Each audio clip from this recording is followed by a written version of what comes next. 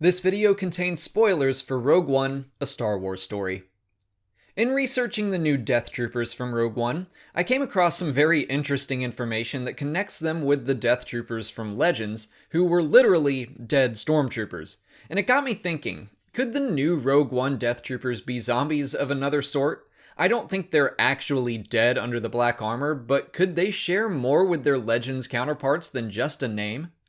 Most of the relevant canon information comes from the Rogue One visual guide. Death Troopers were selected from stormtroopers that excelled at their training, who also met physical and ideological standards. Physically, they were the tallest and strongest soldiers. Candidates were relocated to Scarif, where they underwent advanced Death Trooper training. Those that passed then endured classified medical procedures that continued to augment their physical capabilities, making them somewhat more than human. The resulting soldiers were stronger, faster, and more resilient. Where things really get interesting is the origin of the name itself. The visual guide states that they got their name from a rumored Imperial project that was designed to reanimate dead flesh. This is a direct reference to the Legends book Death Troopers and Imperial Bioweapons Project I-71A. The project was based on ancient Sith alchemy and was a disease that killed and reanimated its hosts.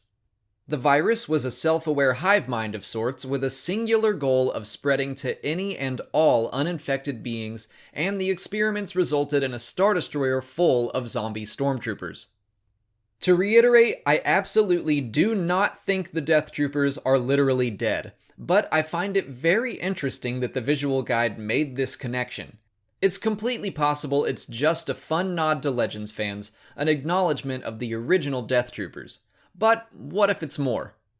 The classified medical procedures that were given to the Rogue One Death Troopers could be purely physical, but what if they were mental as well?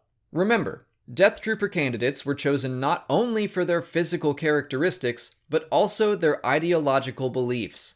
Thanks to the books in the Servants of the Empire series, we know that Stormtrooper training already involved brainwashing. So the soldiers chosen for Death Trooper training were likely either heavily brainwashed or already zealots for the Empire. It's also possible the medical procedures weren't optional. To jump back to Legends again, when I read about the augmentations, I immediately thought of the Phase Zero Dark Trooper. They were aging clone troopers that were forced to undergo cybernetic enhancements to return them to their peak physical conditions. In some cases, only 30% of the clones' original bodies were left. Unable to cope, many of them attempted suicide, and the project was shut down. Again, that's all Legends, but I could still absolutely see the Empire doing something similar in canon. It's possible the Rogue One Death Troopers are part droid, but I'm more curious about their mental state. What if they were turned into a mindless hive mind of their own? What if the Advanced Weapons Group took their elite, already brainwashed stormtroopers and took it a step further? The medical quote-unquote enhancements could have completely removed their free will and programmed them to follow orders without question. Having seen the film twice now, I recall two specific moments where Death Troopers were ordered to execute people, and when Krennic gave the order, it was instantly carried out. There were also occasions where their actions and movements were incredibly synchronized. I don't necessarily think that's proof of psychological programming. It could simply be the result of impeccable training, but I think it's interesting to note. Another excerpt from the visual guide credits Death Trooper gear with providing more situational awareness of combat arenas, allies, and enemies. But could this awareness also come from a hive mind-like programming, just like the virus they were named for? Could that gear include technology that mentally links Death Troopers together? And what's with their voice boxes?